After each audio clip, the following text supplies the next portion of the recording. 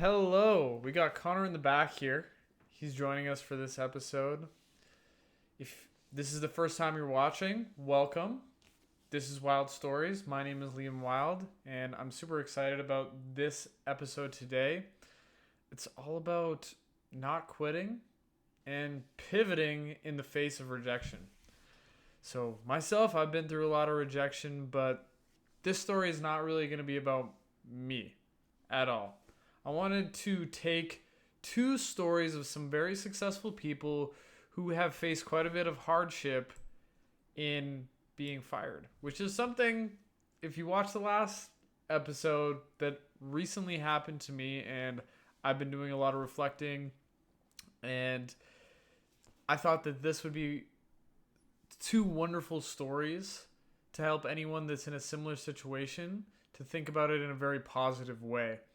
So what they found was that they took a life altering risk. It didn't quite work out. And these stories teach us that there are growing pains on the way to the top, and the top of the mountain is not often a linear path. Sometimes you take some wrong turns to find the right way to the top of the mountain. And that's okay, because not everyone is going to be making it to the top right away. I think a very lucky few actually get there. Nevertheless, I'd love to introduce to you the two people we'll talk about in this. The first one, which I'll start his story in a minute here, is someone that I'm sure everyone has seen a movie or seen him wrestle. He is an A-list celebrity. It's Dwayne "The Rock" Johnson. Okay, this one I'm excited about because I have a past in university football, and that's kind of where this story starts. Is that a lot of people probably don't know this about The Rock, is that he actually had a collegiate football career at the University of Miami, where he actually won a national championship in 1991. And of course, if you're playing NCAA football at the D1 level, you're trying to go to the NFL. And that was Dwayne's dream, was to go to the NFL, but he got injured. So some shoulder and back injuries, and he went undrafted in the 1995 NFL draft. So of course, that was a failure in his mind. He wanted to make it to the NFL. He knew that not getting drafted because of those injuries was going to derail that journey a little bit, but he didn't give up on that journey of playing professional football. And this is where I'm super excited to get into this story, is because a lot of people know, but I have a lot of friends that played in the CFL. Some still do. And I grew up going to Calgary Stampeder games. That's how I fell in love with the sport. And Dwayne "The Rock" Johnson actually had an opportunity with the Calgary Stampeders. He was still hungry to play football, so he headed up north and he signed with the Calgary Stampeders. So he was going from Miami to Calgary. And in 1995, Calgary was not the same city that it is now. So he went from the glitz and the glamour of Miami to, I would imagine, a very humbling experience in Calgary, which at that time was definitely not the city it is now. It's a world-class city. Love it. It's my home. I grew up there. He was initially a defensive tackle. If you go and I'll put up a photo of him. He was about 280 pounds. Huge dude. He was a defensive tackle. So he was in the interior trying to stop run plays and basically just clog gaps. But when he got to the CFL, the coaches actually moved him to linebacker, which is a position, if you're playing at 280 pounds, it requires a lot more speed, a lot more agility than what a 280-pound man can usually provide. So he didn't make the active roster. At this point in time, he's still technically on the team. He was on the practice squad. And in the CFL in 1995, in the 90s, if you're on the practice squad, you're not really making much money. So what he would earn was about $250 Canadian per week. And I know the dollar, with inflation and everything, it's changed quite a bit, but $250 a week, that's barely enough to cover his basic needs at this time. However, he still wanted to pursue his dream, play football, because that's what he knew. He knew he was good at football. He played at Miami. He won a national championship. But it was looking a little bit bleak, his career. What he describes this experience as the two-knuckle pinch. So in the CFL, getting cut often happened without any fanfare. And especially without like social media nowadays, in the NFL, if you get cut, it's, you know, pretty known right away, especially if you're a relevant player. Now, Dwayne has frequently told the story of when he got cut. And he got cut by Wally Buono, who, if you're a CFL fan, you know he is a legendary coach. He, when I was growing up, he was the man with the BC Lions. And in Dwayne's recollection of this story of him getting cut, he talks about him getting called into the office just 2 months into the season by Wally. And Wally Buono told him, you know, you're going to get let go. And there was no maybe next year, buddy.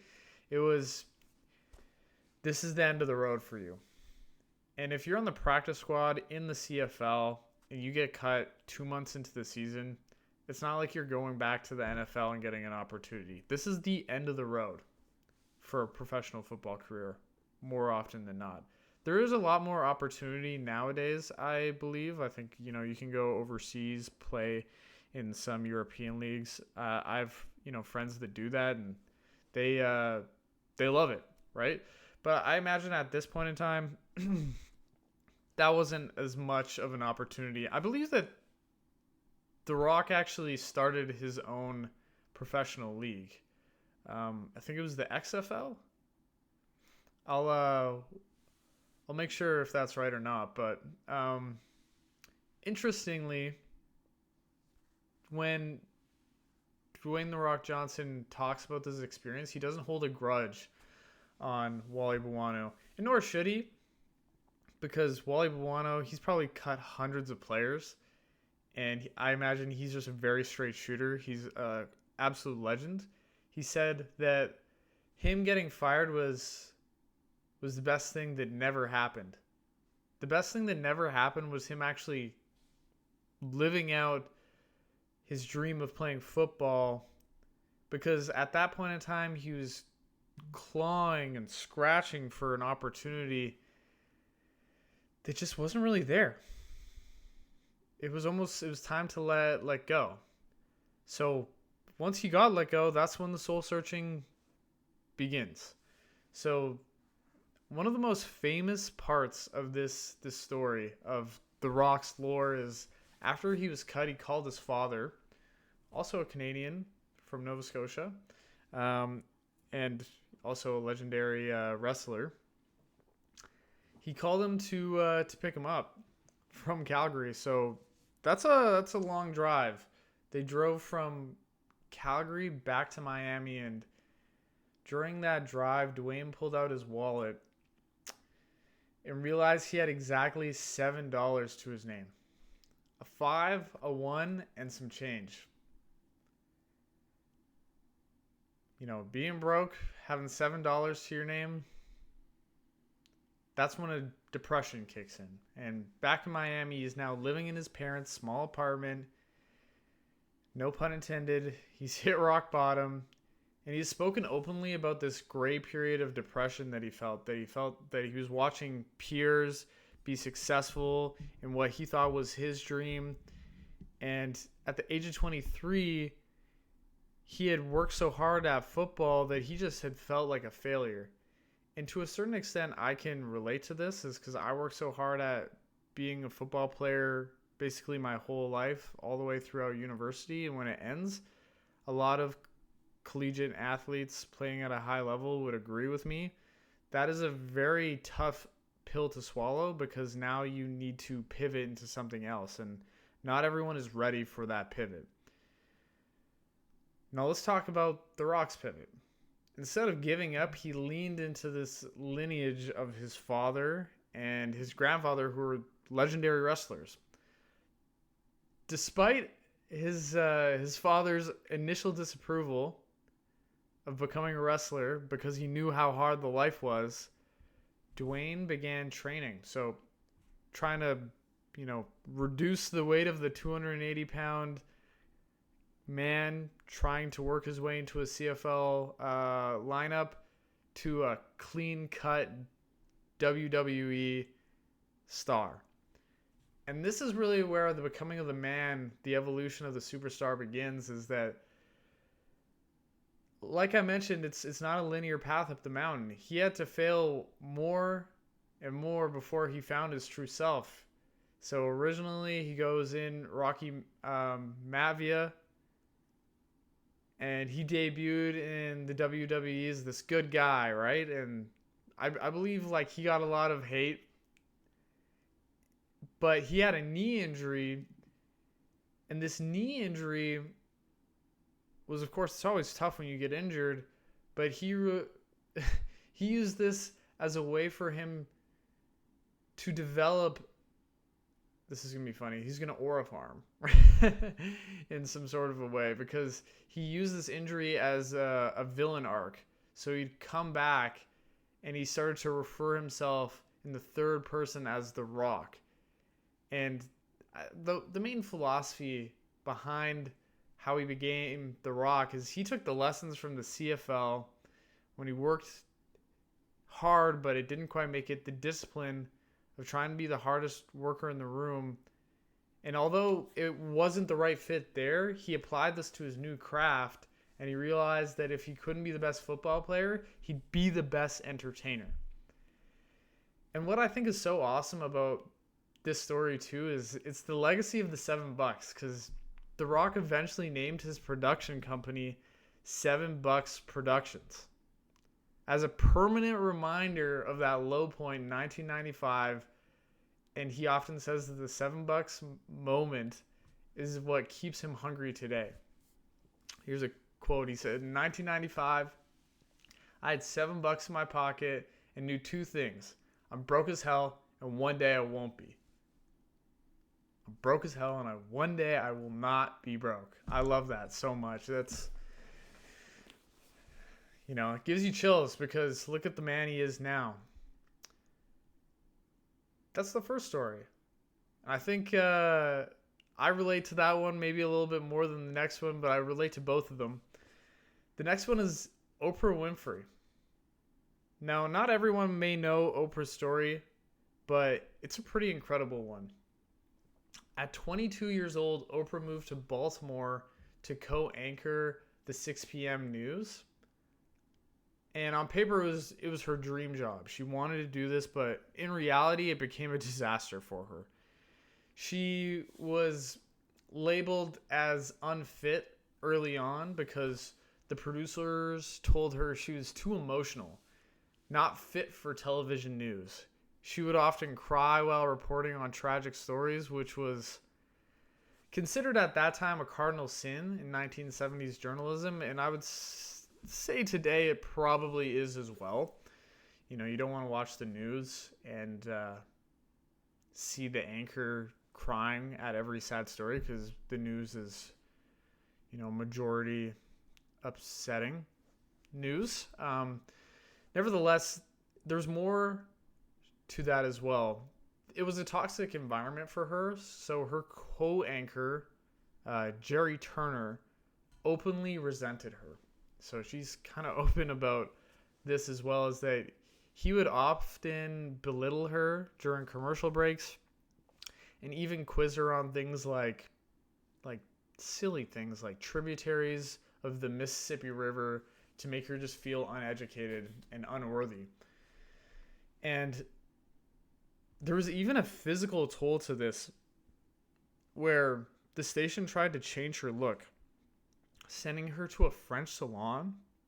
They gave her a perm that caused all of her hair to fall out. She spent weeks wearing wigs on air, feeling completely alienated from herself. It was like she was trying to become something that she wasn't in this role that she thought was her dream job.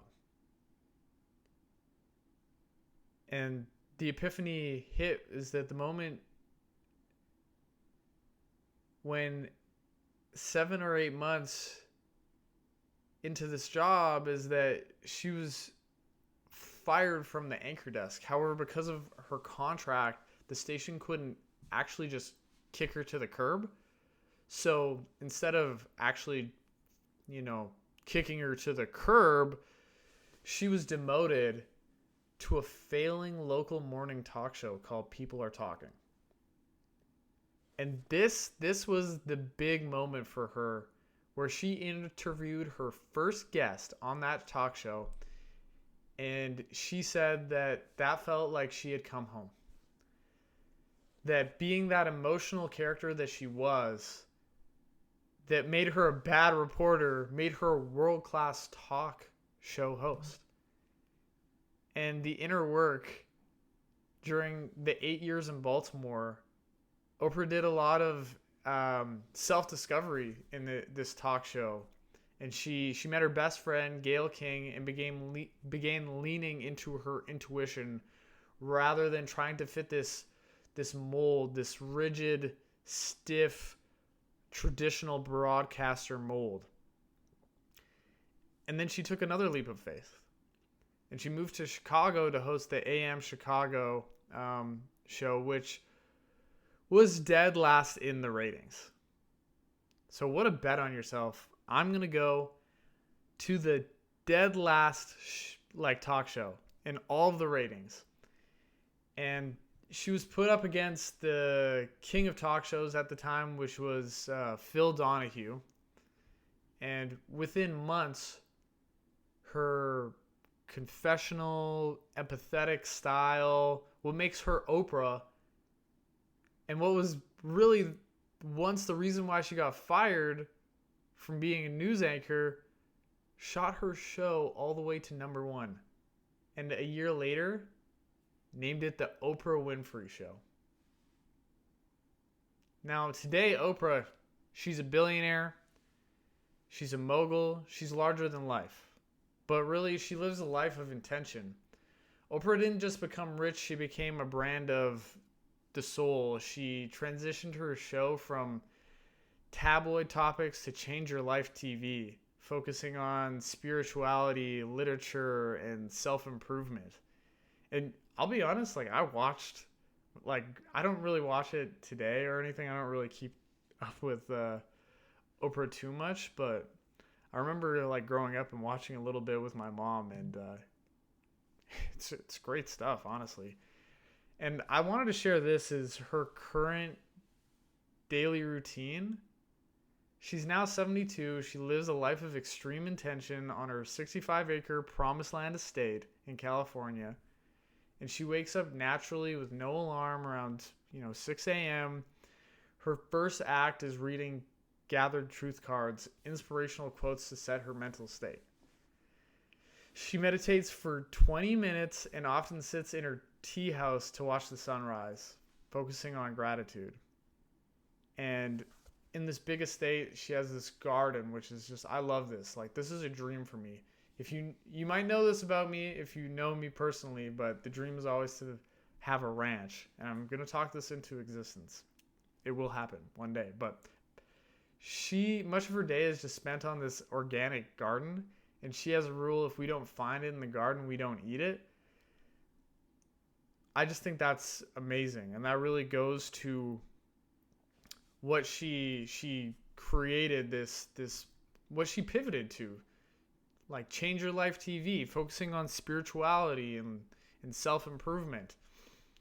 And something I also find super cool about Oprah through all the ups and downs is that despite being a billionaire, she still signs all her own checks and reviews her own bills.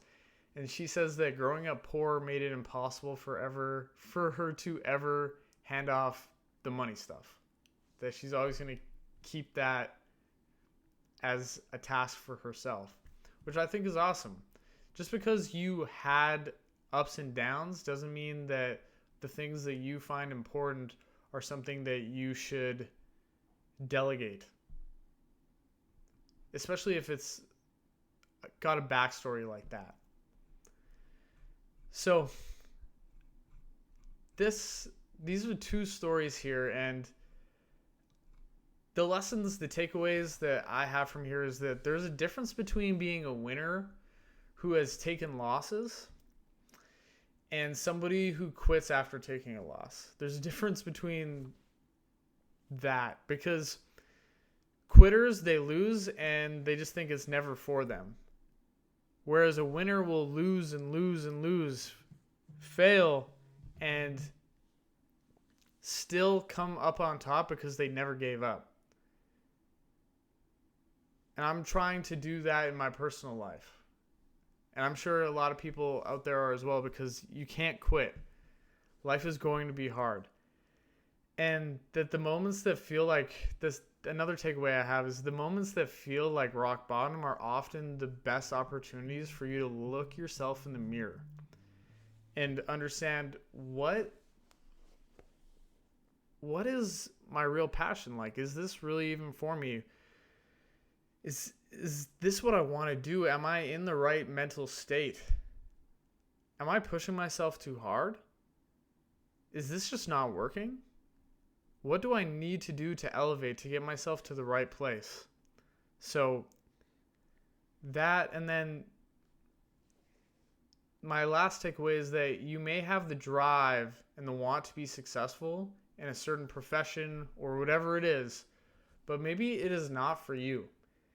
Maybe it's just what is adjacent to what you thought you should be doing, what you thought your passion was.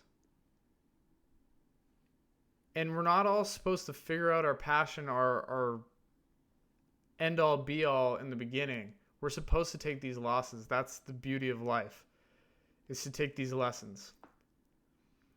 So if there's one action I want any listener to take, is that think about something you're pursuing. Does it give you joy? Does it feel like an uphill battle that you have no control over? Because these stories signify that you are in charge of your destiny and that you don't always get to where you want to be right away. However, if you are grounded in yourself, discipline, passion, and gratitude, you are more likely of finding what is meant for you. And I truly believe that. So I would say look yourself in the mirror. Like, if this is feeling like not where you want to be, but close, it might just take some reflection, and who knows how long that might be. Thank you for listening. Next episode, I want to talk about the Olympics. In honor of the Winter Olympics happening right now in Milan and Cortina, I want to take some time to talk about some of the best Olympic stories of overcoming injury, discrimination, unimaginable circumstances, and of course, the glory of gold and what it takes to get there.